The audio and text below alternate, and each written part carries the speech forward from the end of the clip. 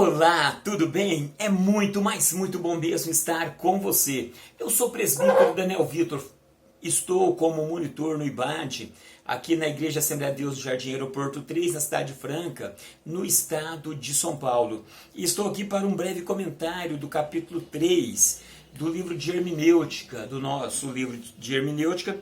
Estamos na unidade 1. O capítulo 3 vem falando sobre a interpretação das Escrituras no Antigo Testamento. Isso é, como é que a Escritura ela foi interpretada no Novo Testamento. Primeiro ponto que nós vamos perceber é um novo cenário. Ao contrário do que nós vimos no Antigo Testamento, nós vamos ver um novo cenário no Novo Testamento. Por quê? Primeiramente, porque o Antigo Testamento foi escrito em hebraico e aramaico e teve como ênfase a relação do povo hebreu com Yahvé.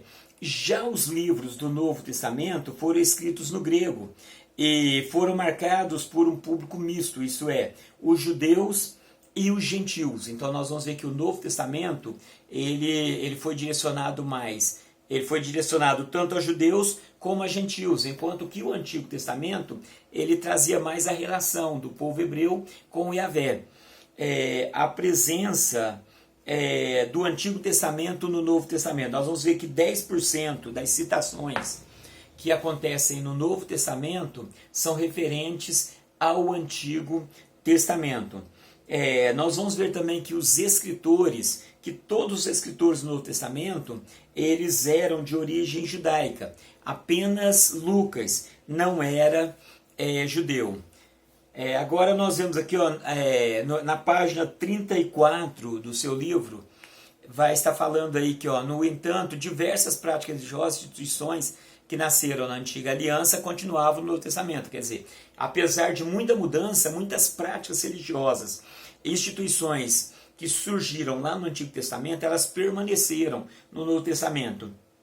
Uma delas é o templo. Nós vamos ver que o templo construído por Salomão, depois foi derrubado, depois ele foi reerguido, mas já não com aquela mesma glória. Então esse templo, na época de Jesus, no Novo Testamento, o templo existia. E ele estava agora de uma forma muito bela também. Não estava tão exuberante como no período de Salomão, mas ele estava belo. Por quê? Porque Herodes havia feito muitas melhorias nele, então ele estava bastante, como que nós podemos dizer assim, na época de Jesus, ele estava bem construído. Ele trazia, de uma melhor forma aqui para a gente resumir, ele trazia um grande orgulho para o povo judeu, porque Herodes ele fez exatamente com esse olhar político, ele reformou o templo exatamente com essa intenção de agradar aos judeus. Então o templo ele existia no Novo Testamento. As festas judaicas, nós vamos ver a festa do tabernáculo, da Páscoa, do Pentecoste, todas essas práticas os judeus eles cultivavam ainda no Novo Testamento. O ministério sacerdotal também permaneceu no Novo Testamento. Nós vamos ver que quando Jesus ele estava aqui, ele se confrontou até mesmo muitas das vezes com os próprios sacerdotes ali. Então permanecia, apesar de estar corrompido, nós percebemos que havia uma certa corrupção no meio sacerdotal, mas existia também na época de Jesus o ministério sacerdotal. No Novo Testamento também nós vemos a expectativa messiânica. Quando nós lemos o Antigo Testamento, nós observamos que os judeus eles cultivavam ao longo dos anos a expectativa messiânica. Só que nós descendo aqui ainda na página 35, nós vamos ver que o fato mais esperado aconteceu, porém eles não perceberam. Nós vamos ver que os judeus eles sempre esperavam pelo Messias. Eles tinham a promessa e eles aguardavam ansiosamente pela vinda do Messias. No entanto, quando Jesus veio, eles não o aceitaram. É aquilo que a Bíblia fala, ele veio para os que eram seus e os seus não receberam. E o porquê que eles não receberam? Porque eles esperavam um grande líder político, alguém que fosse tomar o poder das mãos dos romanos e colocar na mão de Israel, alguém que ocupasse o governo, ocupasse o poder e colocasse Israel em posição de destaque. Nós vamos ver que quando Jesus morreu, aqueles dois discípulos que desciam no caminho de Emaús, eles demonstram qual era a visão dos judeus a respeito de Jesus, inclusive os discípulos, porque eles dizem o seguinte, ó, e nós esperávamos que fosse ele o Messias, que fosse ele que fosse restaurar Israel, mas ele morreu. Então nós vamos ver que para o judeu essa expectativa messiânica, Jesus ele frustrou. Por quê? Porque eles queriam um Messias que viesse e tomasse o poder. De repente vem um Messias e se entrega para morrer, é difícil de aceitar. Então eles não aceitaram. Tanto é que até hoje a expectativa messiânica ela ainda existe entre os judeus. Até hoje existe uma grande maioria dos judeus que aguardam ainda pelo Messias. Jesus e o Antigo Testamento. O ministério terreno de Jesus foi marcado por ensinos, pregações, e a referência escriturária do mestre sempre foi o Antigo Testamento. Quer dizer, Jesus sempre usou o Antigo Testamento como referência nas suas falas. Ele sempre mencionava o Antigo Testamento. Nós vamos ver que ele falou sobre Abel, sobre Noé, sobre Abraão, sobre circuncisão. Ele falou sobre o maná, sobre a serpente no deserto, sobre Davi comendo o pão da propiciação e vários outros acontecimentos aqui, como Elias, Salomão, Eliseu, Jonas. Então nós vamos ver que Jesus sempre citava o Antigo Testamento, ele sempre valorizou o Antigo Testamento. Agora, quando Jesus ele confronta com os judeus, é exatamente o seguinte, aqui na página 36, ela vem nos dizendo que a refutação que Jesus tinha contra os religiosos da época não era por desvalorizar a Escritura, porque o judeu valorizava a Escritura. No entanto, eles distorciam os ensinos. Então isso é muito importante, irmãos. Nós vivemos dias em que muitas pessoas conhecem a Escritura, examinam a Escritura, buscam conhecimento, no entanto, eles distorcem a palavra de Deus. Isso é um grande perigo. E a hermenêutica vem exatamente para derrubar isso, para evitar que nós venhamos a distorcer as Escrituras. Algumas controvérsias sobre a interpretação do Antigo Testamento por Jesus. Vamos ver aqui algumas das controvérsias. Alguns teólogos defendem que Cristo, embora tenha validado os escritos do Antigo Testamento, mas isso não significa que nós somos obrigados também a ter a mesma postura. Quer dizer, para eles, Jesus apenas fazia alusão ao Antigo Testamento simplesmente com a finalidade ilustrativa, simplesmente para ilustrar, porque ele não valorizava o Antigo Testamento na visão desses pensadores. Mas nós vamos ver que isso não é realidade. Nós vamos ver na conversa que Jesus teve com seus adversários sobre Abraão, por exemplo. Nós vamos ver que quando Jesus ele falava com os fariseus sobre Abraão, Jesus falava com uma convicção muito grande, sabendo que aquele povo também tinha uma convicção muito grande a respeito da existência de Abraão, a respeito da vida de Abraão, a respeito das promessas feitas a Abraão. Então Jesus, ele não punha apenas de uma forma como que eu diria, ilustrativa, não, ele via de uma forma real. Uma outra opinião sobre a relação de Cristo com o Antigo Testamento, eles vêm dizendo o seguinte, que não era Cristo quem fazia alusão ao Antigo Testamento, que quem fazia essas alusões eram os seus escritores, eram os evangelistas e os escritores dos evangelhos, que quando escreviam os evangelhos colocavam frases alegando que foi Cristo quem disse. Se a gente acreditar nessa versão, irmãos, nós somos perdidos, porque aí nós podemos deixar de crer na palavra de Deus. Porque se aqueles homens colocavam palavras que não eram de Jesus, uma visão que não era de Jesus, e eles colocavam ali, quer dizer, como que nós vamos conseguir acreditar na Bíblia Sagrada? Então essa opinião é a opinião que nós também não aceitamos e não acreditamos. Métodos de Cristo interpretar o Antigo Testamento. Nós vamos ver que Cristo ele estava numa época de vários segmentos dentro do judaísmo. Nós vamos ver que na época de Jesus haviam ali os judeus, os fariseus, os saduceus e vários segmentos, várias visões a respeito das Escrituras. Os grupos existentes divergiam acerca de diversos pontos, principalmente por utilizarem métodos diferentes para interpretar o texto. Quer dizer, cada grupo usava um método para interpretar o texto. Enquanto alguns tendiam a literalismo exagerado, outros buscavam nós vamos ver que outros buscavam um sentido mais profundo por meio da alegorização. Então alguns iam de forma alegórica, outros iam de uma forma mais um legalismo mais exagerado, então havia muita controvérsia. A gente tem que tomar muito cuidado, porque não é diferente em nossos dias. Existem vários grupos, cada um existe uma forma de ver e tal, e isso é bastante complicado, porque a palavra de Deus, ela é a verdade, mas a forma como muitos olham para ela, como muitos interpretam ela, pode se tornar mentira. Então a gente tem que tomar muito cuidado. Tem que tomar muito cuidado com a forma com que a palavra de Deus ela é interpretada.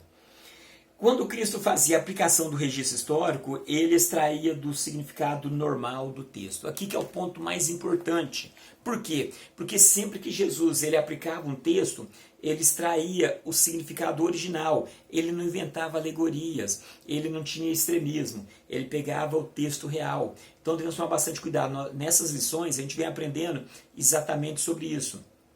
Muito cuidado com o legalismo ou com a liberalidade demais. A gente tem que tomar, tem que ter essa balança. E Jesus, ele extraía o texto da forma que o texto realmente era.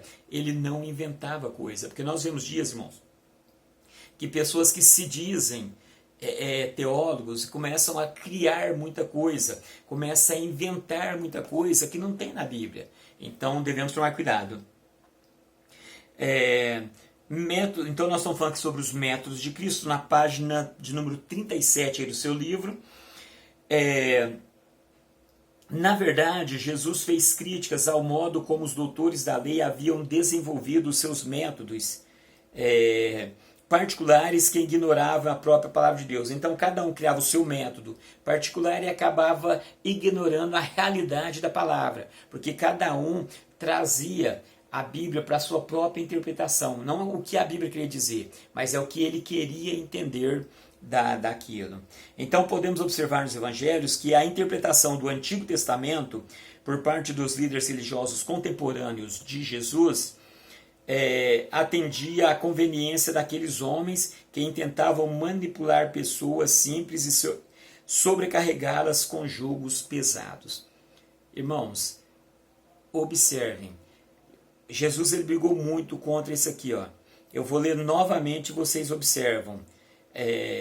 A interpretação do Antigo Testamento por parte de líderes religiosos contemporâneos de Jesus, aqui atendia à conveniência daqueles homens que intentavam manipular as pessoas simples e sobrecarregá-las com julgos pesados. Cristo acusou aqueles líderes de fecharem a porta do reino dos céus. Muito cuidado, irmãos. Devemos tomar muito cuidado. É muito comum pessoas quererem usar a palavra de Deus para manipular pessoas que estão desinformadas. Então, por a pessoa não ter conhecimento, fica muito fácil de ser manipulada. Isso é um perigo. Então, você que está estudando a palavra de Deus, procure interpretar a palavra de Deus da forma que verdadeiramente ela é. Os apóstolos e o Antigo Testamento. Nós vamos ver que os apóstolos sempre tinham o objetivo de mostrar Cristo como o cumprimento das profecias. Então os apóstolos sempre tinham essa preocupação. Sempre eles falavam de Cristo como o cumprimento das profecias do Antigo Testamento. Sempre eles falavam, sabe que a profecia assim, assim, assim? Se cumpre em Cristo. Nós vamos ver o próprio Estevão, quando estava sendo apedrejado. Nós vamos ver mais à frente aqui que Pedro, no dia de Pentecoste. Então sempre eles pegavam aquela profecia lá do Antigo Testamento e mostrava ela se cumprindo em Cristo. Os discípulos e a interpretação do Antigo Testamento. Os evangelhos que tratavam especificamente do ministério terreno de Cristo, especialmente Mateus, tiveram como preocupação mostrar que Cristo era um legítimo descendente de Davi. Então nós vamos ver que o evangelho ele mostrava Cristo como descendente de Davi, Cristo como aquele prometido lá atrás e vinha trazendo até o cumprimento ali nos dias da escrita dos evangelhos. A principal influência de Cristo na interpretação dos evangelhos foi a desconstrução da ideia de um Messias que tinha a sua missão em um plano meramente terreno. Então nós vamos ver que a principal influência de Cristo quando se interpreta o evangelho é exatamente derrubar aquela visão que se tinha de um Cristo que viria simplesmente com um grande poder político ia tomar o poder da mão de Roma, ia pôr Israel em posição de destaque. Então os evangelhos derrubam, porque quando nós olhamos os evangelhos, nós vemos um Cristo na contramão disso. Nós vemos um Cristo que se entregava, um Cristo que não estava preocupado com o poder político, mas ele estava preocupado com o reino de Deus. Ele não estava preocupado com o reino material. Ele disse que a sua missão, a sua vontade era fazer a vontade do Pai. Então os evangelhos, eles vêm mostrando exatamente isso. Uma observação importante concernente à interpretação do Antigo Testamento por parte dos apóstolos é que eles tinham uma sensibilidade espiritual para ler os fatos e associá-los a profecias do Antigo Testamento. É aquilo que nós já falamos. Um dos exemplos foi no dia de Pentecoste. Eles tinham a sensibilidade espiritual, que eles conseguiam ver a profecia no Antigo Testamento e o seu cumprimento naqueles dias, especialmente em Cristo, as profecias se cumprindo. Paulo e o Antigo Testamento. Quando nós falamos da interpretação dos apóstolos das Escrituras do Antigo Testamento, Paulo ele é um marco central. Paulo é uma figura que se destaca. Por quê? Porque Paulo ele conhecia como ninguém o Antigo Testamento. Paulo ele foi criado aos pés de Gamaliel, ele conhecia as Escrituras de uma forma muito ampla, por isso ele ter sido usado tanto na obra de Deus. Então Paulo ele tinha uma visão muito ampla do Antigo Testamento. E a vocação de Paulo, na página 39, vai mostrar que a vocação de Paulo ela teve repercussão no seu modo de interpretar as Escrituras. Por quê? Porque ele via Cristo como o Messias prometido no Antigo Testamento, mas também compreendeu o caráter universal. Ele viu que Cristo era o Messias, só que ele percebeu que a salvação e aquelas promessas tinham um caráter universal, que não se prendia simplesmente ao povo judeu. Tanto é que o apóstolo Paulo é considerado o apóstolo dos gentios. Por quê?